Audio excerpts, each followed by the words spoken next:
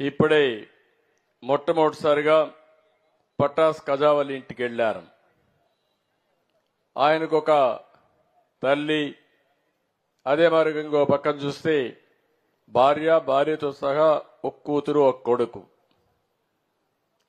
ఆ తల్లికి 4,000 రూపాయలు పింఛన్ ఇస్తున్నాం. మీరందరూ ఒక విషయం గుర్తుపెట్టుకోవాలి. భారతదేశంలో ఏ రాష్ట్రంలో ఇవ్వని విధంగా నెలకు 4,000 రూపాయలు పింఛన్ ఇచ్చే ఏకైక ప్రభుత్వం ఈ రాష్ట్ర ప్రభుత్వం అని చెప్పి కూడా నేను మీకు తెలియజేస్తున్నా.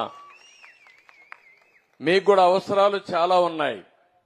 ఇప్పుడు ఆ పెద్దమ్మ మాట్లాడింది, ఎంత బాగా మాట్లాడిందంటే, మా వాళ్ళు ఎంబీఏ చేశారు కానీ ఎంసీఏ చేశారు, పీహెచ్డీ చేశారు. వాళ్ళిద్దరికంటే బ్రహ్మాండంగా మాట్లాడింది. నిజ జీవితంలో పీహెచ్డీ చేసింది ఆవిడ.